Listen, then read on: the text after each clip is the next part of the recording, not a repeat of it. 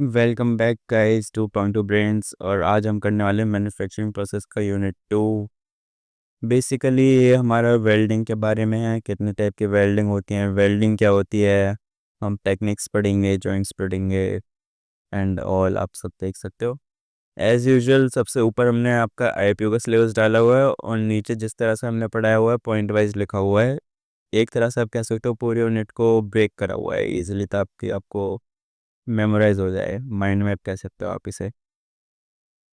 तो सबसे पहले हम वेल्डिंग देखेंगे क्या होती है और उसकी क्लासिफिकेशन देखेंगे। जो हमारा मेन वेल्डिंग प्रोसेस होगा ना, हम उसको बाद में करेंगे। क्यों? क्योंकि ये काफ़ी सारी हैं और अगर हम ये पढ़ेंगे तो ऊपर के छोटे छोटे पॉइंट्स हम याद करने से पहले ही भाग जाएंगे इसके। तो मेटल जॉइनिंग हमारी यूनिट का नाम है। मेटल जॉइनिंग से आप क्या समझते हो कि हमारे पास दो डिफरेंट टाइप के मेटल्स हैं, या सेम टाइप के भी हो सकते हैं। जैसे हमारे पास दो रॉड हैं और हमें उन्हें जॉइन करना है, उस प्रोसेस को हम वेल्डिंग बोलते हैं। अब एक वेल्डिंग होता है और एक और आप बाद में पढ़ोगे एक फॉर्जिंग होता है। दोनों में क्या डिफरेंस होता है? मेजरली जो वेल्डिंग होती है वो मेल्टिंग पॉइंट से अबव टेम्परेचर पे होती है, एट अबव मेल्टिंग पॉइंट।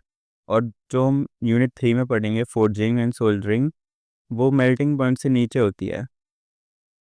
इसके एडवांटेज हैं permanent joint, leak proof joint, strength is more. ये कॉमन है पर आप पढ़ के जाना, क्योंकि पेपर में एडवांटेज एंड डिसएडवांटेज की हेडिंग डाल के लोगोगे तो चेकर को लगेगा कि हाँ भाई इसे पता है। ये अलग अलग टाइप के जॉइंट्स हैं। बट जॉइंट, जिसमें ये दो रॉड है आप देख सकते हो, एक दूसरे के क्रॉस सेक्शनल एरिया के थ्रू हम जॉइंट करते हैं, लैप में एक के ऊपर एक रख के। कॉर्नर जॉइंट, इसको टी जॉइंट बोलते हैं, इसको एल जॉइंट भी बोलते हैं, ये एज जॉइंट्स। अब वेल्डिंग प्रिपेयर करने से पहले हमें एजेस प्रिपेयर करने होते हैं, वो बाद में देखते हैं। तो क्लासिफिकेशन ऑफ वेल्डिंग में देखो, वेल्डिंग को हम मेजरली तीन टाइप से क्लासीफाई कर सकते हैं: source of energy, heat pressure और फिलर मेटल। आपके ये पहले दो पार्ट इतने ज़रूरी नहीं है, ये नहीं पूछ रहे थे, पर फिलर मटेरियल के बेसिस पे क्लासिफिकेशन काफ़ी बार एग्जाम में आती है, तो हम इसी पे ज़्यादा ध्यान देते हैं। क्योंकि ऑब्वियसली भाई वन शॉट है, पूरा सिलेबस कवर तो कर नहीं सकते, आप भी पेपर से एक दिन पहले ही देखने आ रहे हो। तो ऑटोजीनियस वेल्डिंग क्या होता है? ये उस टाइप की वेल्डिंग होती है जिसमें हमें एक फिलर मेटल नहीं चाहिए होता। फिलर मेटल क्या करता है, जब हम दो मेटल को जॉइन कर रहे होते हैं तो अपने शॉप्स में देखा होगा कि वो एक टॉर्च से ब्राइट लाइट होती है जॉइंट पे, वो उसको मूव करते हैं तो वेल्ड होता रहता है। उस केस में हमें एक फिलर मेटल चाहिए होता है जो कि वेल्ड पूल के बीच के डिस्टेंस को कवर करता रहे। हाई टेम्परेचर हमारे दोनों मेटल मेल्ट हो जाएंगे, मेल्ट हो जाने के बाद वो इधर उधर भागेंगे, तो बीच में कुछ गैप बच जाएगा, उसको फिल करने के लिए फिलर मेटल का यूज़ करते हैं। ऑटोजीनियस, जिसमें फिलर मेटल की ज़रूरत नहीं है, वो अपने आप अपना काम कर लेते हैं। होमोजीनियस में हम फिलर मेटल डालते हैं और वो सेम टाइप होता है जो हमारा वर्क पीस का मेटल है। हेट्रोजीनियस में फिलर मेटल का जो प्रॉपर्टी है वो डिफरेंट होती है। ओके, तो समझ गए होगे। ऑटोजीनियस में नो फिलर मेटल, होमोजीनियस में filler metal with same property, heterogeneous में भी फिलर मटेरियल चाहिए पर बट डिफरेंट प्रॉपर्टी। ये टाइप्स ऑफ वेल्ड देख सकते हो। ये जो हमने जॉइंट पढ़ा था ऊपर, स्ट्रेट जॉइंट से bead weld, fillet weld, spot seam, ये हम आगे पढ़ेंगे रेजिस्टेंस वेल्डिंग में स्पॉट और सीम। तो जैसे मैं आपको बता रहा था कि हमें अगर वेल्डिंग करनी है तो उससे पहले कुछ प्रिपरेशन करनी पड़ती है। जो हमारे दो पीसेस हैं वो किस प्रॉपर्टी होल्ड करते हैं, लाइक स्टील है या कॉपर है, और उसकी थिकनेस क्या है, उसके ऊपर कोई कोटिंग हो रखी है नहीं हो रखी, इन सब बेसिस के हिसाब से हम उसमें प्रिपरेशन करते हैं। तो जिन दो पार्ट पे हमें वेल्ड करना है, जहाँ पे जिन दो पार्टों को, वहाँ पे हम अलग अलग टाइप की एजेस प्रिपेयर करते हैं। ये डायग्राम इम्पोर्टेंट है, अगर आपके पास पेपर में ये क्वेश्चन आता है तो आप बस डायग्राम बना के आ जाओगे ना, तो भी आपको मार्क्स मिल जाएंगे। बाकी थोड़ा को लिख के दोगे, जैसे सिंगल वी में एक वी शेप बन जाती है, यू में यू बनते हैं। भाई जनरल जनरल लिखो, ज़्यादा ज़रूरत नहीं है, डायग्राम के मार्क्स मिलेंगे आपको। Single V, double V, single U, double U, single bevel, double bevel, single J, double J, ये आप पढ़ सकते हो। Straight required no edge preparation, required less electric power. Flux के बारे में बात करते हैं। अभी हमने एक पढ़ा फिलर मेटल, और एक होता है फ्लक्स। फ्लक्स का काम क्या होता है, जब हमारी वेल्डिंग हो रही होती है हाई टेम्परेचर पे, तो काफ़ी ज़्यादा चांस है कि हाई टेम्परेचर पे जो हमारा मोल्टन मेटल है उसकी रिएक्टिविटी बढ़ जाएगी, तो वो एयर के साथ ऑक्सीडेशन कर सकता है, कॉन्टेमिनेशन हो सकती है उसकी। तो उसको प्रिवेंट करने के लिए हम फ्लक्स प्रोवाइड करते हैं। फ्लक्स हम अलग अलग तरीके से दे सकते हैं। रॉड वायर के रूप में दे सकते हैं, पेस्ट, पाउडर। कभी कभी हम मेटल फ्लक्स भी यूज़ करते हैं, जैसे चिलिट्स पड़ा होगा ना आपने, उसी तरह से भी दे सकते हैं। इसका की पॉइंट क्या है, it prevent, dissolve and facilitate removal of oxide and other contaminated substance. ये तीन इसके की पॉइंट्स हैं, prevent, dissolve, facilitate. Prevent, dissolve, facilitate. Exam में ये तीन पॉइंट को हाईलाइट करके आना, बस एग्जामिनर ये तीन पॉइंट देख के पूरे मार्क्स दे देगा। अब ये नहीं है बस तीन पॉइंट ही लिख के आ रहे हो भाई, ऊपर नीचे भी कुछ लिख के आना। तो flux, the oxide present on the surface may interfere during the fusion of welding, hence they are to be eliminated by the use of flux. Flux is expected to react with oxide. तो ये जो हमारी contamination होती है इसको remove कैसे करता है, ये हमारे जो बेस मेटल्स हैं उनसे ज़्यादा रिएक्टिव होता है। तो जो ऑक्सीजन और कंटेमिनेंट्स होते हैं वो मेटल की जगह रिएक्ट होने से की जगह फ्लक्स से रिएक्ट कर देते हैं। फिर जब वेल्डिंग ख़त्म हो जाती है उसके बाद हम उसको ठंडा होने के लिए छोड़ते हैं, तो एक स्लैग फॉर्म हो जाता है हमारे वेल्ड पोर्शन के ऊपर। उस स्लैग को हम बाद में चिप ऑफ कर देते हैं। इस स्लैग के अंदर ही जो हमारी कंटेमिनेशन है ना, हम उसे हैमरिंग कर करके रिमूव कर देते हैं, तो जो हमारा वेल्ड होता है वो हमें स्ट्रॉन्ग मिलता है। Flux is applies at dry powder, paste, thick solution जैसे कि शहद। फ्लक्स की कुछ प्रॉपर्टी होनी चाहिए, जैसे कि उसकी डेंसिटी कम होनी चाहिए। डेंसिटी कम क्यों होनी चाहिए, मान लो हम वेल्डिंग कर रहे हैं और हमारा फ्लक्स भी मोल्ट मेल्ट होगा हाई टेम्परेचर पे और मेटल भी मेल्ट होगा। अब अगर फ्लक्स की डेंसिटी कम है तो वो जो मेटल हमारा है उसके ऊपर फ्लो करेगा। अगर डेंसिटी ज़्यादा होगी फ्लक्स की तो नीचे हो रहेगा। पर हमें अगर फ्लक्स को बाद में चिप ऑफ भी तो करना होता है, इसलिए हम चाहते हैं कि वो ऊपर रहे, इसलिए इसकी डेंसिटी कम होनी चाहिए। मेल्टिंग पॉइंट इसका कम होना चाहिए। Filler metal melting point should be lower than base metal and filler metal, दोनों से कम होना चाहिए। इसकी डिसॉल्विंग कैपेसिटी ज़्यादा होनी चाहिए, मतलब वही रिएक्टिविटी ज़्यादा होनी चाहिए। It should control the flow of मॉल्टन metal. जब हमारा मेटल पिघल चुका होगा तो वो फ्लो करेगा, उसको भी कंट्रोल करना चाहिए। ये प्रॉपर्टीज़ हैं, आप 3 या 4 याद कर लेना। मैं तो कहूँगा 5 याद करके जाओ ताकि पेपर में आपको 3 तो याद रहें। अब इसमें देखो ये इंपॉर्टेंट पॉइंट है, सारी वेल्डिंग में हमें फ्लक्स की ज़रूरत पड़ती है एक्सेप्ट रेजिस्टेंस वेल्डिंग। अब ऐसा क्यों है, जब हम रेजिस्टेंस वेल्डिंग पढ़ेंगे उसमें आपको बता देंगे। आगे बढ़ते हैं, welding defect.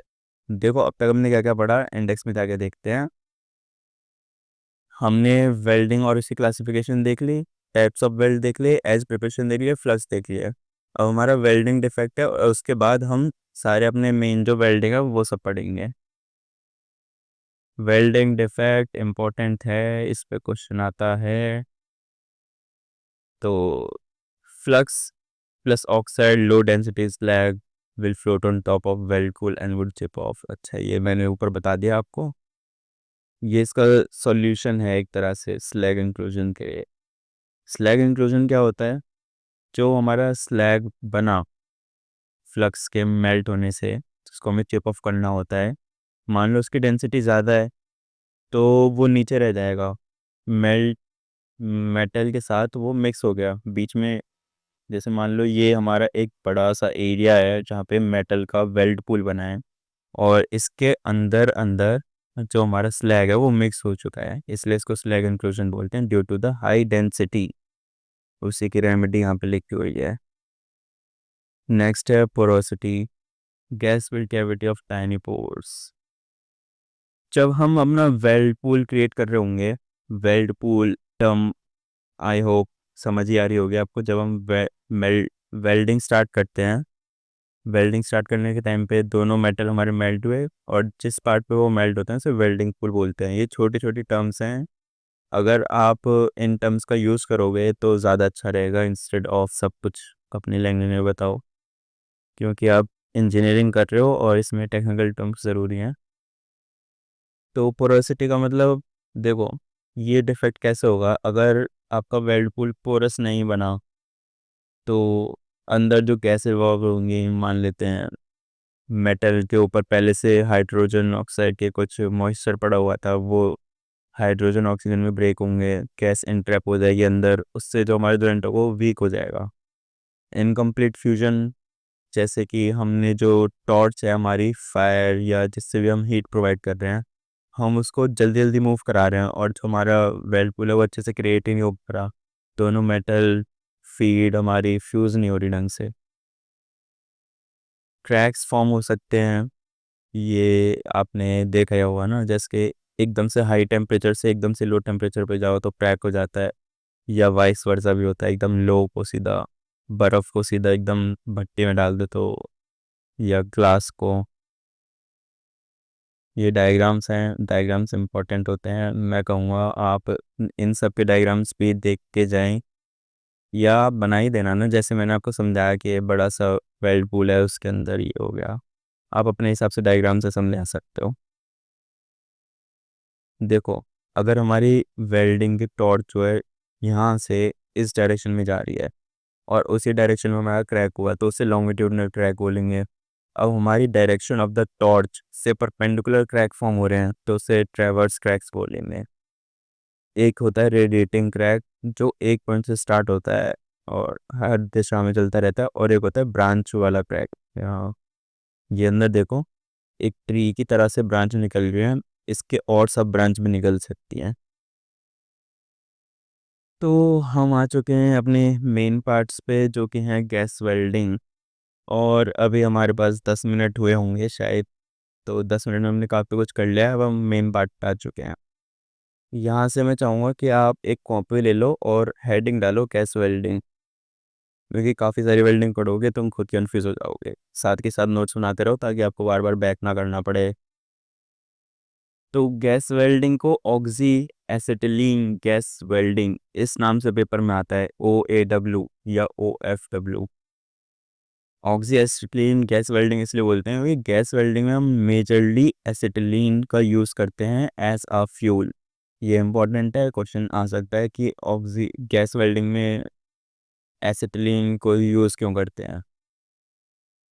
Fuel is generally used is acetylene because of high temperature generated in the flame. That's why the process is known oxyacetylene gas welding. ये अच्छा फ्यूल है और ज़्यादा हीट जनरेट करता है, इसलिए हम एसिटिलीन का यूज़ करते हैं। इसीलिए गैस वेल्डिंग का दूसरा नाम पड़ जाता है oxy acetylene gas welding. Acetylene का फॉर्मूला याद है ना, 11th-12th में पढ़ा होगा, C2H2 double bonds sigma bond pi one, याद है 11th-12th। तो ये डायग्राम आप छोड़ देना, ये आपको समझाने के लिए है, आप इसे ड्रॉ तो क्या ही कर पाओगे।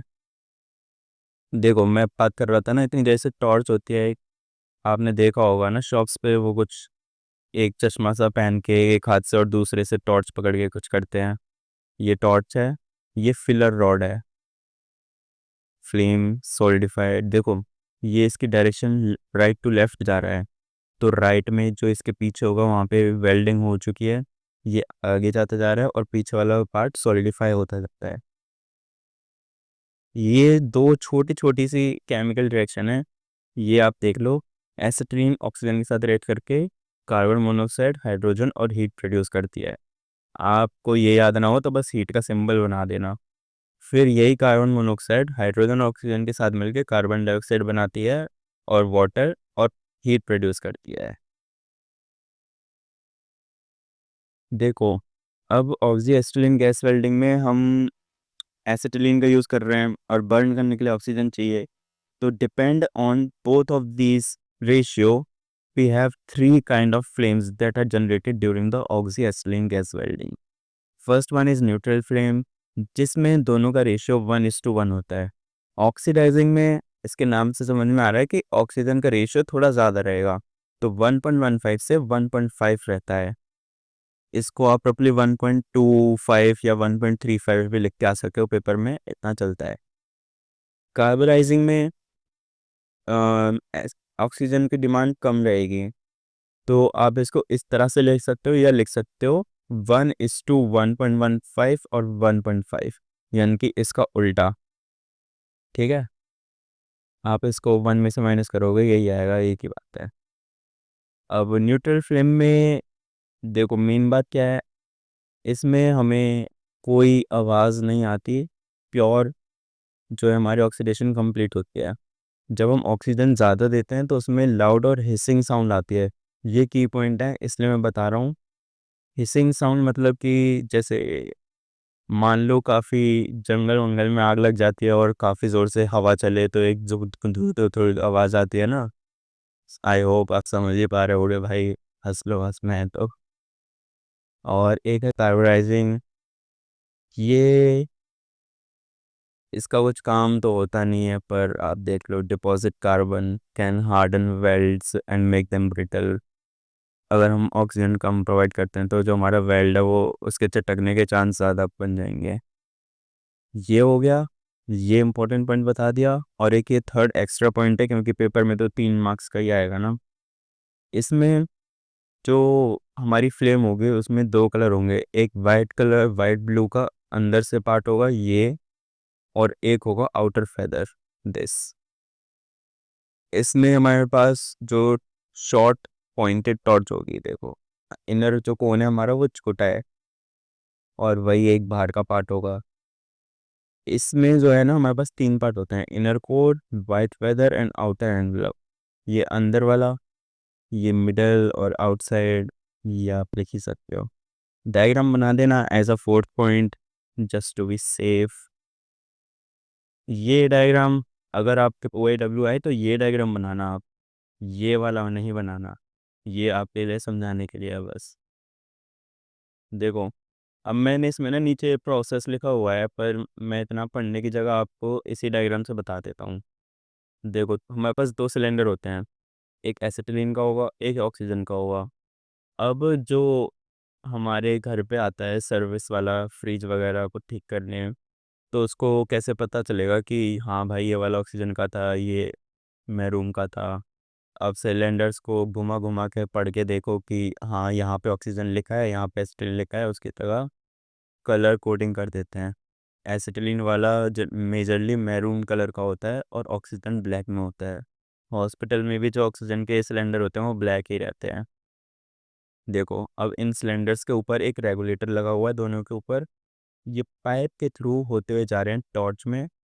टॉर्च में वाल्व्स हैं, वाल्व्स आपने पढ़ा होगा, नल समझ लो आप इसे एक तरह से भाई। लेमन लैंग्वेज में मैं कैसे समझा नल समझो आप इसे, टंकी का नल है ये। ठीक है, अब स्टेप 1 क्या करेगा, जो भी आएगा वो पहले दोनों वाल्व्स खोलेगा। अभी रेगुलेटर बंद है, दोनों वाल्व्स खोले। फिर स्टेप 2 में वो एसिटिलीन के रेगुलेटर को कंट्रोल करेगा और प्रेशर रीडिंग चेक करेगा। जब उसे एक प्रेशर रीडिंग सही मिल जाएगी तो वो वाल्व को बंद कर देगा। फिर वो ऑक्सीजन के वाल्व को खोलेगा, वहाँ से प्रेशर रीडिंग सही मिल जाएगी, इसके वाल्व को बंद कर देगा। अब दोनों रेगुलेटर खुल चुके हैं पर वाल्व्स बंद हैं। अब वो एसिटिलीन के वाल्व्स को खोलेगा और यहाँ से एक इग्निशन प्रोवाइड करेगा, जिससे कि फायर यहाँ से स्टार्ट हो जाएगी। पर अभी ये जो ऑक्सीजन यूज़ करेगा वो एटमॉस्फेयर के ऑक्सीजन यूज़ कर रहा है, तो ये कार्बोनाइजिंग फ्लेम होगी। और कार्बोनाइजिंग फ्लेम में हमने ऊपर देखा कि ये अच्छी नहीं है वेल्डिंग प्रोसेस परफॉर्म करने के लिए। अब वो एसिटिलीन के वाल्व को खुला रख के ऑक्सीजन के वाल्व को भी धीरे धीरे खोलेगा, और जिस तरह की उसे फ्लेम चाहिए वो जब उसे मिल जाएगी तो वो अपना काम स्टार्ट कर देगा। यही 7-8 स्टेप नीचे लिखे हुए हैं, ये इसके कुछ टर्म्स हैं। प्रेशर रेगुलेटर, प्रेशर गॉज, ये आप डायग्राम याद कर लोगे, वही वो काफ़ी है। एक रेगुलेटर हो गया, एक एस्ट्रेन cylinder, oxygen cylinder, acetylene hose, oxygen valve, acetylene valve, torch, इतना काफ़ी है। टॉर्च में टॉर्च भाई भूलना मत। अब देखो जैसे मैंने बताया था और उसी ऊपर कि हम अपने जो बेस मेटल होता है उसकी थिकनेस क्या है, प्रॉपर्टी क्या है, उस हिसाब से सारा काम करते हैं। पर जो मान लो कोई राइट हैंड है कोई लेफ्ट हैंड है, तो वो भी अलग तरीके से वेल्डिंग करेगा। उसके प्रोसेस भी बताए हुए हैं। एक लेफ्ट वर्ड है, एक राइट वर्ड है। बाकी इसके अलग अलग नाम है, forward forehand, backward backhand. Leftward में देखो इसकी डायरेक्शन राइट टू लेफ्ट होगी। Leftward forward forehand, right to left. Rightward में इसका उल्टा होगा, लेफ्ट टू राइट। ये थिन सेक्शन को लिए यूज़ होता है, थिक के लिए यूज़ होता है। ऐसा क्यों होता है समझाता हूँ चलो। क्यों? क्योंकि लेफ्ट वर्ड वेल्डिंग में preheat the metal before inner white cone. जो हमारे इनर वाइट कोन, अब देखो ये टॉर्च है, ये स्लाइटली बैंड है 60 to 70 डिग्री और राइट टू लेफ्ट जा रहे हैं। तो जो हमारे आउटर पार्ट था फ्लेम का, वो उस पार्ट को पहले से गर्म कर दिया है जो टॉर्च के पास आके वेल्ड होने वाला है। समझ गए? ठीक है। अब इसमें क्या होता है, this allow joint to continuously annealed relieving the residual stress. अब हम लेफ़्ट टू राइट जा रहे हैं, तो मान लो अब हमारे ये इस पार्ट पे टॉर्च आ जाती है, तो पहले वो वाइट कोन के कांटेक्ट में आएगी, वेल्ड पुल जनरेट हुआ, फिर वो जो हमारे आउटर पार्ट था फ्लेम का उसके थ्रू चलती रहेगी और एनीलिंग होगी। एनीलिंग पता है आपको, जब हम यही समझ लो हीट प्रोवाइड करते हैं। Slower since view of joint is to be interrupted. ये स्लो क्यों है? देखो राइट टू लेफ्ट जा रहे हैं, हमारा वेल्ड पार्ट यहाँ है, आउटर फ्लेम इस साइड भी है, तो हमें जो वेल्ड पुल है उसको देखने में दिक्कत होती है। वही लिखा हुआ है। ये फास्टर प्रोसेस है क्योंकि हमको जो पार्ट वेल्ड करना है वो साफ साफ दिखता है। हॉरिजॉन्टल और देखो इतने काफ़ी होंगे पॉइंट्स, पर आप ये देख लो एक पुअर पेनिट्रेशन और बेटर पेनिट्रेशन वाला। ये डायग्राम देख लो, ये हमारा राइट टू लेफ्ट जा रहा है, या फिर इसे कह सकते हो आप फॉरवर्ड, आगे ऊपर तक जा रहा है ना, लेफ्टवर्ड फॉरवर्ड फॉरवर्ड। ये हमारा बैकवर्ड है, आगे से पीछे आ रहा है, या कह लो लेफ्ट टू राइट। नेक्स्ट हमारी है इलेक्ट्रिक आर्क वेल्डिंग। इसमें एक काफ़ी कूल चीज़ भाई मुझे क्या लगता है कि इसमें प्लाज्मा, इलेक्ट्रिक आर्क ये सब है, तो थोड़ी आयरन मैन की विलन वाली फीलिंग आती है। देखो इलेक्ट्रिक आर्ट में पहले मैं बताता हूँ कि इसको स्टार्ट कैसे करते हैं। तो इसमें वेल्डिंग परफॉर्म करने के लिए इम्पोर्टेंट की पॉइंट है आपका touch start method. Touch start method क्या होता है कि मान लो हमने एक अपनी इलेक्ट्रिक रॉड है, कहाँ से स्टार्ट करो, ये रॉड है, ये हमारा वर्क पीस है जिस पे हमें वेल्डिंग परफॉर्म करनी है, दो पीसेस पे। इसके पीछे दूसरा है भाई, ये मत पूछना, इसमें तो एक ही दिखता है। ओके, तो हमारे पास चॉइस होती है, हम इसे पॉजिटिव टर्मिनल दें, इसे नेगेटिव दें, या फिर उल्टा इसे नेगेटिव दें इसे पॉजिटिव दें। वो हम अभी देखेंगे कैसे करते हैं और क्यों करते हैं।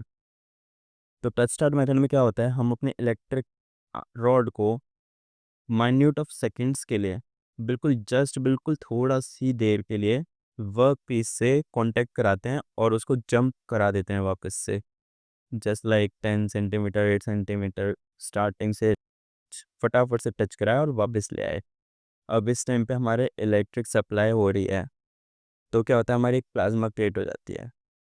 प्लाज्मा आई थिंक मैंने बताया हुआ है यहाँ, हाँ ये रहा। An arc is sustained electric discharge through the ionised gas column called plasma. जब हम इसको एकदम माइन्यूट सेकंड के लिए टच करा के पीछे लेके जाते हैं, तो इसके बीच की जो मीडियम होता है, एयर मीडियम, आपने कैथोड रे ट्यूब एक्सपेरिमेंट पढ़ा होगा, इलेक्ट्रॉन्स फ्लो कर सकते हैं एयर में from negative to positive terminal. मैं इलेक्ट्रॉन्स की बात कर रहा हूँ, इलेक्ट्रॉन नेगेटिव से पॉजिटिव की तरफ जाता है और करंट हमारा पॉजिटिव टू नेगेटिव जाता है।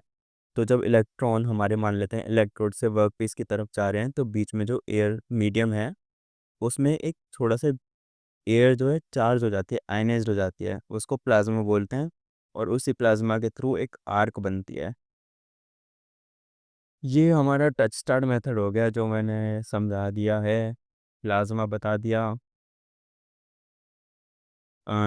In order to produce a stable arc, the potential difference between two electrode should be sufficient to allow them to move. जो हमारा पोटेंशियल डिफरेंस होता है V, वो हाई होना चाहिए स्टेबल आर्क के लिए। हाई होगा ऑब्वियसली, तभी इतनी सारी गैस को आप आयनाइज कर पाओगे। ये नहीं है वो 30 रुपए वाली 9 वोल्ट की बैटरी से हो जाएगा। अच्छा, ये इम्पोर्टेंट टर्म्स हैं, एक ये और एक ये क्या है देखो। डायरेक्ट करंट स्ट्रेट पोलैरिटी और डायरेक्ट करंट इलेक्ट्रोनेगेटिव। इसमें क्या होता है, हम इलेक्ट्रोड को नेगेटिव टर्मिनल से कनेक्ट करते हैं और वर्क पीस को पॉजिटिव टर्मिनल से। तो जो हमारा इलेक्ट्रॉन का फ्लो है वो इलेक्ट्रोड टू वर्क पीस होता है। तो डायरेक्ट करंट इलेक्ट्रोनेगेटिव और direct current straight polarity. Straight मतलब कि हमें वर्क पीस पे काम कराना है इसलिए स्ट्रेट, और इलेक्ट्रोनेगेटिव क्योंकि इलेक्ट्रोड नेगेटिव है। ऐसे का उल्टा है direct current reverse polarity. Reverse straight का रिवर्स होगा, इसमें हम वर्क पीस को नेगेटिव देंगे और इलेक्ट्रोड को पॉजिटिव देंगे। Direct current electrode positive. ये देखो DCSP DCEN, direct current straight polarity direct current electronegative. एक बात है, direct current straight polarity direct current electronegative. ये मैं बार बार इसलिए बोल रहा हूँ कि आप कंफ्यूज ना हो।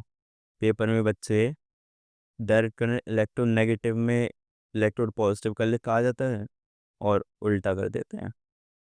और टीचर ये नहीं देखता कि बस हेडिंग ही तो गलत है, बच्चे को सब आता है, वो काट देगा पूरा। ये डायग्राम आप बना सकते हो। अब हम देखते हैं दोनों में डिफरेंस क्या है, इलेक्ट्रोड पॉजिटिव में और इलेक्ट्रोड नेगेटिव में। ये इलेक्ट्रोड नेगेटिव हमारा ऊपर वाला पार्ट है तो पहले पढ़ा इलेक्ट्रोड नेगेटिव। हमारी रॉड नेगेटिव हो गई, वर्क पीस पॉजिटिव। उसमें क्या हो रहा था, हमारे इलेक्ट्रॉन इलेक्ट्रोड से नीचे आ रहे थे वर्क पीस पे। तो जो हीट जनरेशन होगी वो हमारे वर्क पीस पे ज़्यादा होगी, 2/3 एट वर्क पीस, और इलेक्ट्रोड पे कम हीट जनरेट होगी। फिर जो हमारी पेनिट्रेशन होगी इलेक्ट्रोनेगेटिव में वो ऑब्वियसली वर्क पीस पे ज़्यादा होगी क्योंकि हीट ज़्यादा प्रोड्यूस हो रही है। अब डायरेक्ट करंट इलेक्ट्रोड पॉजिटिव या रिवर्स पोलैरिटी, इसमें क्या होगा, हमारे इलेक्ट्रॉन वर्क पीस से जा रहे थे इलेक्ट्रोड की तरफ, तो इलेक्ट्रोड पर ज़्यादा हीट प्रोड्यूस होगी और वर्क पीस पे कम, तो जो हमारा शेलो पेनिट्रेशन होगा। अब इन दोनों का अपना अपना यूज़ है। अगर हमारी जो शीट है जिस पे वेल्ड करना है वो पतली है तो हम इलेक्ट्रोड पॉजिटिव का यूज़ करेंगे रिवर्स पोलैरिटी का, क्योंकि हमें ज़्यादा पेनिट्रेशन नहीं करना, कहीं शीट ही आर पार होता है पूरी। अगर हमारा थिक मेटल है तो उसके लिए हम स्ट्रेट पोलैरिटी यूज़ करेंगे। हाँ, ये रहा thickness of thin sheet and thick sheet. दोनों में स्टेबल आर्क प्रोड्यूस होती है, पर अगर हम ऑल्टरनेट करंट यूज़ करें ना तो उसको स्टेबल रखना मुश्किल है, क्योंकि 1 सेकंड के लिए वो लेफ़्ट टू राइट जा रहे हैं हमारे इलेक्ट्रॉन, फिर नेक्स्ट पार्ट में वो राइट टू लेफ़्ट आ रहे हैं। इस तरह से ऑल्टरनेट चलता रहता है तो उसको स्टेबल रखना काफ़ी मुश्किल है। Arc blow sewer sewer insignificant. ये आपके अगर पेपर में डिफरेंस आए तो एक ड्राइंग बनाना, हीट जनरेशन वाला पार्ट मेजर करना, डिपोजिशन रेट। हाँ, डिपोजिशन रेट मतलब कि जो हमारा इलेक्ट्रोड है वो हमारा फिलर मेटल का भी काम करता है।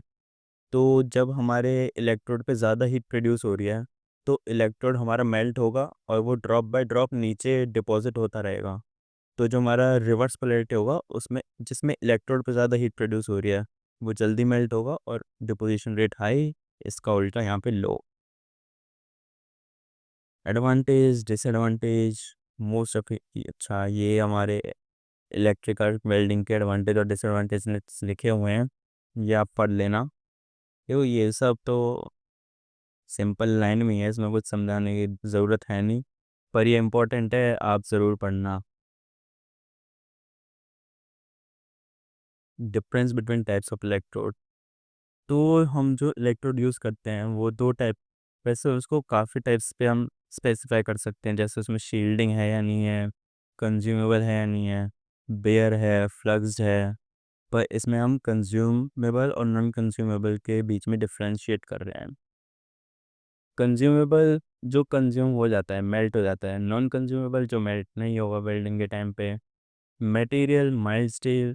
और इसमें ज़्यादातर वो इलेक्ट्रोड यूज़ होते हैं जो कि नॉन रिएक्टिव हैं, जैसे टंगस्टन का फिलामेंट काफ़ी हाई टेम्परेचर को रेजिस्ट कर सकता है तो मेल्ट नहीं होता, उसका यूज़ करते हैं। Filler material act both as electrode and filler material. जो हमारे कंज्यूमेबल इलेक्ट्रोड होते हैं वो इलेक्ट्रोड का भी काम कर देते हैं और फिलर मटेरियल भी कर देते हैं, जैसे ड्रॉप बाय ड्रॉप बेल्ट पुल पे गिरता रहता है। नॉन कंज्यूमेबल में हमें अलग से फिलर मटेरियल चाहिए। अब बताया हुआ है कि कंज्यूमेबल इलेक्ट्रोड को हम SMAW और GMAW में यूज़ करते हैं।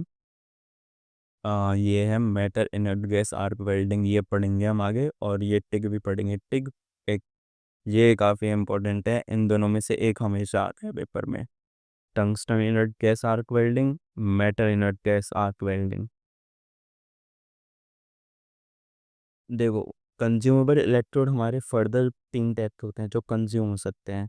पहला है बेयर, जिस पे कि हम कोई शील्डिंग प्रोवाइड नहीं करते। They must be use only with straight polarity. Straight polarity का मतलब आप क्या समझते हो कि हमारा इलेक्ट्रोड पे कम हीट प्रोड्यूस होगी और वर्क पीस पे ज़्यादा हीट प्रोड्यूस होगी। Flow of electron is from electrode to work piece. ठीक है। अब क्योंकि ये बेयर है तो इसको ज़्यादा हीट की ज़रूरत नहीं है, इसलिए स्ट्रेट पोलैरिटी के साथ यूज़ करते हैं।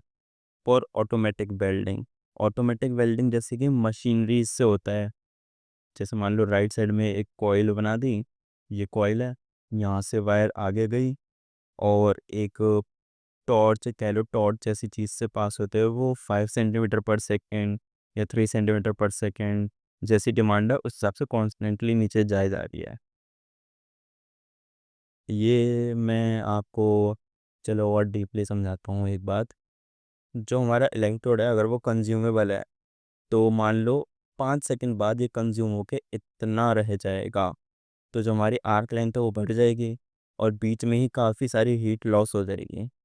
उसको प्रिवेंट करने के लिए हमें इसका डिस्टेंस कांस्टेंट रखने की ट्राई करनी चाहिए। ये कंज्यूम होता जा रहा है तो हमें अपनी फीड को नीचे करते जाना होगा, इसीलिए इसको ऑटोमेटिक मशीनरीज में ज़्यादा यूज़ करा जाता है। फ्लग्स और लाइट कोटेड और ये कम्प्लीटली कोटेड, शील्डेड कह सकते हैं। शील्डिंग क्या होती है, हम अपने इलेक्ट्रोड के कॉर्नर्स वाले एजेस पे, जैसे मान लो आ, ये हमारा इलेक्ट्रोड है ना, तो हम इसकी लाइनिंग्स पे एक इनर्ट मेटल या नॉन रिएक्टिव मेटल से शील्डिंग कर देते हैं ताकि कंटेमिनेशन ना हो, और उससे क्या होगा, हमारी आर्क को और ज़्यादा स्टेबिलिटी मिलेगी। वाई इलेक्ट्रोड आर कोटेड या फिर वाई शील्डिंग इज नेसेसरी। देखो, स्टेबलाइज कर देता है आर्क को, प्रोवाइड प्रोटेक्टिव एटमॉस्फेयर, जो बाहर से कंटेमिनेशन हो सकती है उससे प्रिवेंट करता है। Provide a protective slag putting, accumulate impurities, prevent oxidation, वही एटमॉस्फेयर से प्रिवेंट कर रहा है। अफेक्ट आर्क पेनिट्रेशन, अगर हमारा कंज्यूमेबल इलेक्ट्रोड है वो ऊपर जाएगा तो पेनिट्रेशन कम हो जाएगी क्योंकि हीट लॉस ज़्यादा हो जाएगी, तो आर्क पेनिट्रेशन में भी हेल्प करता है। ये आप पढ़ लेना। Long arc result, short arc result, ये मैंने आपको बता ही दिया, हीट लॉस हो जाता है, पेनिट्रेशन सही से नहीं होता। अब हम अपने थर्ड पार्ट पे आते हैं। Manual metal arc welding, shielded metal arc welding. इसमें हमारा जो इलेक्ट्रोड होता है वो शील्डेड होता है, ये कोटिंग है। Direction of travel base metal, ये हमारा वेल्डेड पाथ है, पीछे से सॉलिडिफाई होता जा रहा है। ये बस एक कहानी है। ठीक है। मेज पार्ट इसमें यही है कि इसमें कोटिंग कवर्ड होते हैं और आप इलेक्ट्रिक आर्क वेल्डिंग का प्रोसेस समझा सकते हो इसमें। To initiate a weld operate briefly touch start method. It has a stick coated electrode. Manual arc welding is done with shielded electrodes. तो नेक्स्ट है हमारी सबमर्ज्ड आर्क वेल्डिंग। सबमर्ज्ड मतलब कि जैसे वो किसी चीज़ के अंदर डूबा हुआ है, जैसे सबमरीन होती है। इसमें क्या डूबा रहता है, हमारा इलेक्ट्रॉन डूबा रहता है किसके अंदर, एक फ्लक्स की लेयर के अंदर, ये देखो उस डायग्राम में। तो हम देखते हैं, शुरू से स्टार्ट करते हैं। मान लो अभी यहाँ पे कुछ भी नहीं है, ये वाइट वाइट फ्लक्स है, ये नहीं है, हमारी जस्ट स्टार्ट हुई है। तो क्या होगा, ये जो आपको ब्लैक वाला पोर्शन दिख रहा है, दैट इज दिस पार्ट, जो कि हमारे फ्लक्स को गिराता हुआ जा रहा है। वेल्डिंग वाले इलेक्ट्रोड से पहले हमारा फ्लक्स की एक लेयर बन रही है, और जो हमारा इलेक्ट्रोड है वो उसके अंदर गिर चुका है। Arc is between bare by consumer electrode and the work piece. जो हमारी इलेक्ट्रिकल आर्क बनेगी टच स्टार्ट मेथड के जरिए, वो इलेक्ट्रोड और वर्क पीस के बीच में बनेगी, जो कवर होगी फ्लक्स के अंडर। फ्लक्स हमारा शील्ड प्रोवाइड करेगा, इसलिए हमें इलेक्ट्रोड को शील्ड करने की ज़रूरत नहीं है। तो हम इसमें एक बेयर कंज्यूमेबल इलेक्ट्रोड यूज़ करते हैं। ये देख सकते हो वायर रील है, जो मैंने ऊपर बताया था कि एक तरफ कॉइल है और ये किसी स्पीड से 3 सेंटीमीटर पर सेकंड से कॉन्स्टेंटली नीचे जा रही है, ताकि हमारे आर्क स्टेबल रहे। अ portion of flux melt and occur between. अच्छा, अब देखो ये जो फ्लक्स है, फ्लक्स का काम क्या होता है? टू डिजॉल्व, कहाँ गए की पॉइंट्स, देखो स्टार्टिंग में बताए थे। To dissolve, prevent and facilitate removal of oxides. तो हमारे जो फ्लक्स है यहाँ पे दो काम कर रहा है। एक तो वो हमारी कंटेमिनेशन भी बचा रहा है, जो उसका जनरल काम होता है, डिजॉल्व, फैसिलिटेट, रिमूवल। उसके अलावा शील्डिंग भी प्रोवाइड कर रहा है आउटर एटमॉस्फेयर से। बस यही है समझ आर्क वेल्डिंग में। एक तरफ से हमारा जो है ये ग्रैन्युल्स गिरते रहते हैं, वेल्डिंग होती रहती है, ये आगे मूव करता रहता है। अब इसमें दिक्कत कहाँ आती है? इसमें दिक्कत आती है कि मान लो हमारा ये इस पोर्शन पे वेल्डिंग हो चुकी है, तो हमें ये सब हटाना पड़ेगा। हम हटाएंगे तो हमारा काफ़ी सारा फ्लक्स वेस्ट होगा। तो उसको मैनेज करने के लिए ये डिसएडवांटेज एक होता है। Advantage, high welding speed can be achieve, deep penetration, क्योंकि ये सबमर्ज्ड है, डिस्टेंस इन दोनों के बीच में कम हो तो पेनिट्रेशन अच्छा मिलता है। AC DC can be used. AC और डीसी हम इसमें दोनों यूज़ कर सकते हैं। एसी हम इसलिए ज़्यादातर यूज़ नहीं करते क्योंकि वो स्टेबल नहीं रहती, पर इसमें हमारा डिस्टेंस ही काफ़ी कम है तो इसमें यूज़ कर सकते हैं। High cleanness due to flux action, nearly 100% deposition efficiency. Disadvantage, extensive flux handling, flux को वही है, बार बार उसे निकालना पड़ेगा, जो फ्लक्स हमारा शील्ड करता है। Contamination of flux by moisture, जो हमारा फ्लक्स है वो मॉइस्चर से कंटेमिनेट हो सकता है एटमॉस्फेरिकल। नेक्स्ट है हमारी इनर्ट आर्क गैस वेल्डिंग। इसमें जो हम शील्डिंग प्रोवाइड करते हैं वो किसी कोटिंग से नहीं करते, ना ही किसी चीज़ के अंदर सबमर्ज करके करते हैं। पर हम क्या करते हैं, हमें एटमॉस्फेयर से इसे प्रिवेंट करना है, तो हम अपने इलेक्ट्रोड के सराउंडिंग में एक इनर्ट गैस को रख देते हैं। जैसे कि कैसे समझोगे आप, ये देखो ये हमारे इलेक्ट्रोड हैं, इनको हमने ये नोजल्स के अंदर डाला है, जिसके अंदर हमारी आर्गन, हीलियम, ऐसी जो इनर्ट गैसेस हैं वो आ रही हैं। तो आउटर एटमॉस्फेयर से कंटेमिनेशन बच सकती थी। यही होता है इनर्ट आर्क गैस वेल्डिंग में। High pressure inert gas flowing through electrode while welding would physically displace all gases. Shielding gas like argon, helium, nitrogen, carbon dioxide, या फिर इन सब का मिक्सचर, ये सब यूज़ करते हैं। डायग्राम समझाता हूँ। ये हमारा सिलेंडर है जिसमें इनर्ट गैस है या फिर इनर्ट गैसेस का मिक्सचर है। ओके, ये नोजल देख रहे हो, ये जा रही है, यहाँ से दो पार्ट में डिवाइड हो रही है। फिर एक है हमारी इलेक्ट्रिक सप्लाई जा रही है, ये सप्लाई यहाँ से देखो वायर दो पार्ट में डिवाइड हो रही है, दोनों पीसेस पे जा रही है। अब क्या होगा? अब वही होगा, हम इसको टच स्टार्ट मेथड से स्टार्ट करेंगे, फिलर रॉड और टॉर्च को साथ में मूव कराते रहेंगे तो हमारी वेल्डिंग हो जाएगी। It's that simple. इसका आपको प्रोसेस नहीं पूछा जाता कि स्टेप बाय स्टेप बताओ कैसे क्या ओपन करा कब, बस आपसे पूछा जा सकता है इसके अंदर टिग और मिग के बारे में। इन दोनों में से एक आती है। ये टिग और मिग क्या है? ये इनर्ट आर्क गैस वेल्डिंग जैसी हैं। पिग में हम टंगस्टन इनर्ट गैस यूज़ करते हैं। Tungsten inert gas arc welding, inert gas का यूज़ कर रहे हैं, पर इसमें जो इलेक्ट्रोड यूज़ होता है वो टंगस्टन का यूज़ होता है। टंगस्टन का मतलब कि वो है नॉन कंज्यूमेबल इलेक्ट्रोड, ये लिखा। और शील्डिंग इनर्ट गैस से करा दी हमने। फिलर मेटल हमें देने की ज़रूरत पड़ भी सकती है, नहीं भी पड़ सकती, डिपेंड करता है। फिलर मेटल हमें क्यों देना पड़ेगा? जो फिलर मेटल का काम होता है वेल्ड पूल के बीच में जो गैस होता है उन्हें फिल करने के लिए। Precision, known for high quality clean and precise weld. Material suitable for stainless steel aluminium. देखो इसके आप 1 2 3 4 ये 4 पॉइंट याद करके चले जाना, आपका काम हो जाएगा। और डायग्राम बना के आना, ये वाला डायग्राम, क्योंकि ये सिंपल है, ऊपर वाले में काफ़ी हौच पौच हो रखी है। अब इसी का दूसरा भाई आता है MiG, metal inert gas arc welding. अच्छा देखो, हम जिसमें भी नॉन कंज्यूमेबल इलेक्ट्रोड यूज़ करते हैं तो उसका नाम उसे इलेक्ट्रोड पर पड़ जाता है। जैसे इसमें टंगस्टन का यूज़ हुआ तो tungsten inert gas arc welding बोल दिया। अगर हम कंज्यूमेबल यूज़ करेंगे तो उसको मेटल बोलते हैं, metal inert gas arc welding. Arc is with in work piece and automatically fed wire through electrode. वही गैसेस हम प्रोवाइड करते हैं। A reverse polarity DC arc is generally used because of its deep penetration. Reverse polarity का मतलब क्या है कि हमारा जो इलेक्ट्रोड है वो पॉजिटिव है और वर्क पीस नेगेटिव है। The flow of electron from work piece to electrode because of deep penetration create transfer ability to produce smooth welds.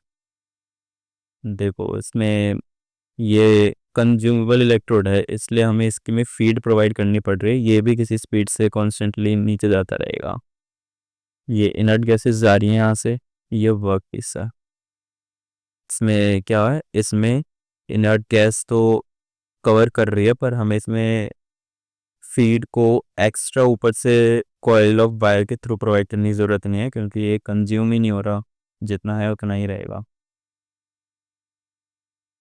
ये हमारे डिफरेंट स्टेप्स हैं टच स्टार्ट मेथड के। जैसे देखो, ये हमारे इलेक्ट्रोड है, ये वेल्ड पूल है, ये वायर मेल्ट हुई, मतलब ये टच स्टार्ट नहीं कह सकते, आप कह सकते हो कैसे जो हमारा कंज्यूमेबल इलेक्ट्रोड है वो फिलर मेटल का काम कर रहा है। ये डायग्राम आप बना सकते हो, कहीं भी ये डायग्राम को बना सकते हो, कोई भी इलेक्ट्रिक आर्क वेल्डिंग का टाइप आए या टच स्टार्ट मेथड के ऊपर कोई क्वेश्चन आए तो ये आज के लिए ब्रह्मास्त्र टाइप का डायग्राम है। पहले हमने आर्क इनिशिएट कराई, आर्क इग्नाइट कराई टच स्टार्ट मेथड से, ओके हो गई, बेल्ट पुल बना, shielding gas, wire and melt. जो हमारी वायर है वो मेल्ट होना स्टार्ट हो जाती है। मेल्ट हो जाने के बाद उनमें थोड़ा सा टच होता है और शॉर्ट सर्किट होता है।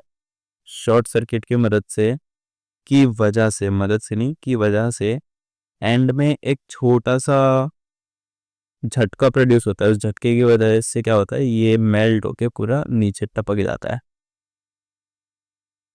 देखो ब्रेजिंग सोल्डरिंग ज़्यादा इंपॉर्टेंट है नहीं, बस इनकी डिफाइन आती है।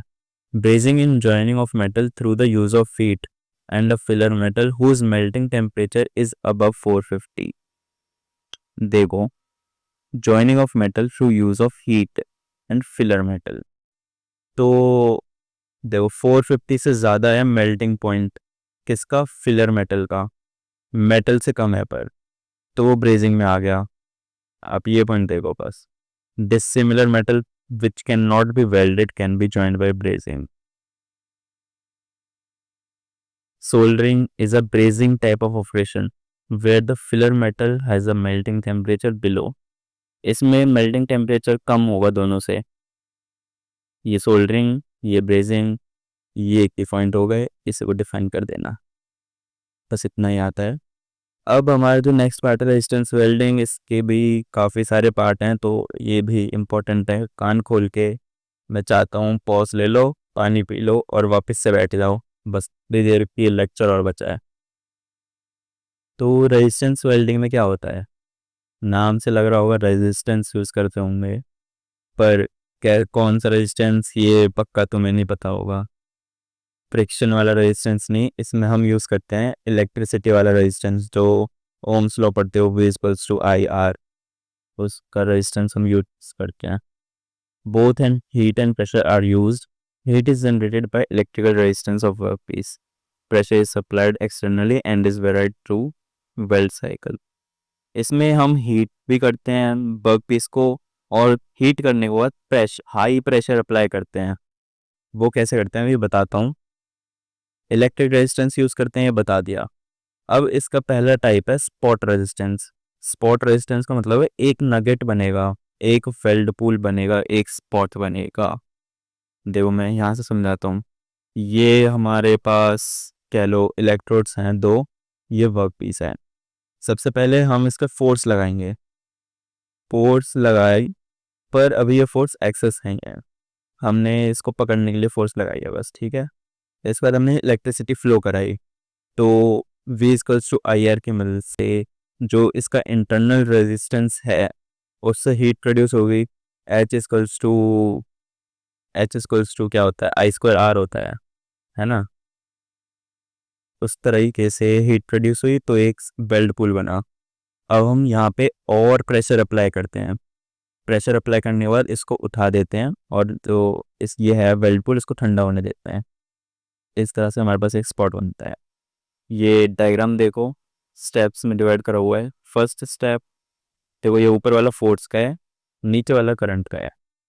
तो फर्स्ट स्टेप में ना हमने करंट दिया ना फोर्स दी, तो 0 0। फिर सेकंड स्टेप में हमने थोड़ी सी फोर्स अप्लाई करी और उसको मेंटेन रखा, है ना, फोर्स अप्लाई करी और मेंटेन रखा कि इसको पकड़ के रखे। थर्ड स्टेप में हमने इलेक्ट्रिसिटी प्रोवाइड करी और हमारी फोर्स उतनी ही है। इसके बाद हम करंट को, ये देखो ये जो डेस्ट है ना, ये ऑप्शनल होता है। आप चाहो तो यहाँ पे एक बार ठंडा हो गया, पर पूरा ठंडा नहीं हुआ, तो आप एक और बार आर इलेक्ट्रिसिटी पास करा सकते हो ताकि अच्छा आपको आउटपुट मिले। फिर स्टेप में हम ये फोर्स को कम कर देते हैं और अपना जो वेल्ड है उसको निकाल लेते हैं। ये डायग्राम अच्छा है, बनाओगे तो काफ़ी चांस हैं नंबर अच्छे ही मिलेंगे। नेक्स्ट है सीम वेल्डिंग, सी रेजिस्टेंस सीम वेल्डिंग। स्पॉट देख लिया हमने। सीम का मतलब एक कॉन्टिन्यूअस फ्लो समझ लो, जैसे नदी होती है उस तरह। इसमें हम इलेक्ट्रोड को रॉड की जगह रोल्स में यूज़ करते हैं। ये देखो इलेक्ट्रिसिटी आ रही है और इसको एक रोलर्स से कनेक्ट कर दिया है। तो जो हमारी शीट होती है, इसको शीट के लिए यूज़ करते हैं। दो शीट को लगा के इसको रोल कराते हैं तो हमारे कॉन्टिन्यूअस स्पॉट बनते जाते हैं, ओवरलैपिंग बेल्ट, और उसको सीम बोल देते हैं। Weld is made between overlapping shield of method. The basic equipment is same as for Scott welding, except that electrode are now in form of rotating disc. Next हमारी projection welding. देखो अब spot welding में limitations थी कि जो electrode है वो maintain रहना चाहिए एक ही जगह पर, अगर वो इधर उधर हिला तो ऑब्वियस सी बात है अच्छा हमें आउट नहीं मिलेगा। For additional strength multiple welds needed.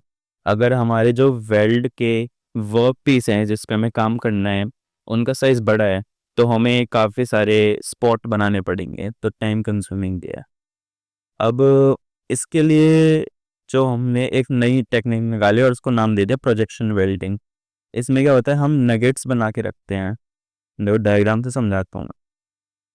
जैसे ये देख रहे हो ना, बीच में थोड़ा सा हमने नीचे दे दिया, फिर इसको हम इस प्लेट को रखेंगे, ये नीचे वाला बेस और ये ऊपर वाला पार्ट, ये इलेक्ट्रोड है पूरा। अब क्योंकि ये भी मेटल है तो इसमें इलेक्ट्रिसिटी आ रही है, इसमें भी आ जाएगी। अब मूवेबल पार्ट से हम इसको प्रेस करते हैं और वही इलेक्ट्रिसिटी प्रोवाइड करते हैं, तो वेल्ड बन जाता है। अब वेल्ड देखो यहाँ पर पहले बनेगा, इधर बनेगा, इधर बनेगा, वेल्ड पुल बन गया। उसके बाद जब ये हमें लगेगा कि हो चुका है हमारा पूरा काम, तो हम इसे ऊपर पुश करके हटा लेंगे। ये डिफरेंट डिफरेंट टाइप्स हैं, यहाँ पे नगेट बना दिए। फिर अगर हमें यू के ऊपर यू का शेप बनाने हैं तो किस तरह से नगेट बना सकते हैं। आप ये वाला डायग्राम बना के आना, इसको बनाओगे टाइम ज़्यादा लगेगा। Upset butt welding. अब इसमें क्या होता है, हम वेल्डिंग तो करते हैं but at a cost of upset. Upset का मतलब, देखो अपसेट का मतलब ये समझ लो अभी के लिए कि जो हमारी ओरिजिनल लेंथ है, शेप है, वो डिस्टॉर्ट हो चुकी है, अपसेट हो चुकी है। End of two part having same cross section to be joined together are clamped in position in electrode। जो हमारे दो वर्क पीसेस हैं हम उनको क्लैंप कर देते हैं। क्लैंप मतलब जैसे आपने केमिस्ट्री में टाइट्रेशन करते टाइम अपनी ब्यूरेट को क्लैंप करा हुआ, उस तरह से। The movable head is move toward the fixed until, देखो अब इसमें एक पार्ट फिक्स्ड होता है, एक मूवेबल होता है, हम उस मूवेबल वाले पार्ट से ही प्रेशर लगाते हैं। Then the proper current is made to flow when the interface has been heated to plastic state, current is switched off and welding pressure increased। इसमें हम मेल्टिंग पॉइंट तक नहीं जाते, इसमें हम करंट को तब तक अप्लाई करते हैं जब तक प्लास्टिक स्टेट पे ना आ जाए बीच वाला पोर्शन जो हमें वेल्ड है। उसके बाद हम करंट को बंद करके प्रेशर को काफ़ी ज़्यादा इंक्रीज कर देते हैं, जिसकी वजह से ये थोड़ा अपसेट हो जाता है। फिर नेक्स्ट है flash welding. It is similar to upset welding except that heat required is obtained from arc। अब इसमें जो हीट, उसमें तो हम प्लास्टिक स्टेट तक हीट करते हैं, पर इसमें क्या होता है, टच स्टार्ट मेथड से एक आर्क प्रोड्यूस करी, उसे बंद करा और वापस से ये प्रेशर लगाया, तो यही एक डिफरेंस है। The end piece need not to be parallel like in upset butt welding. ये अपसेट बट वेल्डिंग ऊपर वाला डबल टी आना चाहिए था। और इसी साथ हमारा ये ख़त्म हो चुका है। देखो वापस से एक बार रिवाइज करते हैं। ये पार्ट हमने पहले कर लिए, ये भी कर लिया। उसके बाद हमने वेल्डिंग करी, ऑक्सी एस्क्रीन वेल्डिंग। इसमें एस्क्रीन यूज़ करते हैं C2H2। इलेक्ट्रिक आर्क वेल्डिंग हमने देखी कैसे टच स्टार्ट मेथड होता है। SMAW मतलब submerged arc welding. Inert gas arc welding और उसके दो टाइप, टेग और मिग, जो कि काफ़ी इंपॉर्टेंट है। रेजिस्टेंस वेल्डिंग के हमने देखा spot welding, seam welding, flash, फिर अपसेट वेल्डिंग देखा। सोल्डरिंग एंड रेजिंग की डिफाइन मैंने आपको मिग के बाद बताई थी, एंड वेल्डिंग की तो बताई थी जब हम दो पार्ट को वेल्ड करते हैं मेल्टिंग पॉइंट से अबव टेम्परेचर पे। तो इस तरह से हमने जो पूरी यूनिट 2 है वो कवर कर लिया। आई थिंक शायद 1 घंटे के अंदर इतना टाइम आप दे सकते हो अपने मिड सेम से पहले। So best of luck for the exam. Prepare well. Goodbye.